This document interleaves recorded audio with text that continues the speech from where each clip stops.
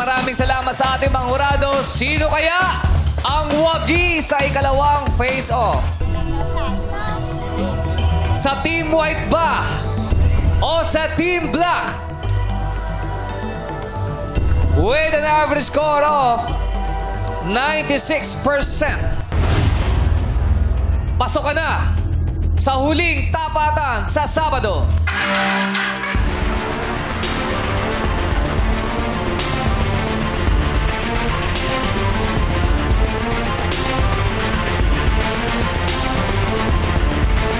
Mary Kim Kabante ng Cebu Normal University! Congratulations, Mary Kim! Maari mo nang samahan ang iba pang grand finalists.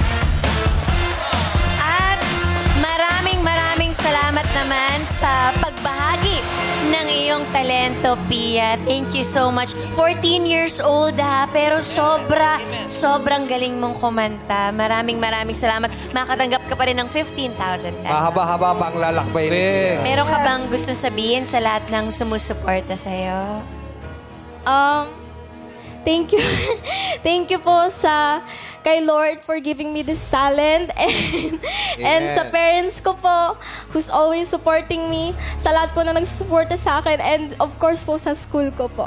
Florentina Torres High School. Ayan. Muli, maraming salamat, Pia. Hindi dito nagtatapos ang iyong journey, kaya huwag kang titigil sa pag-aawit.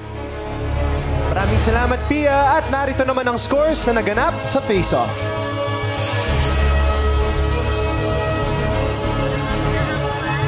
Nakakalamang na ang Team White.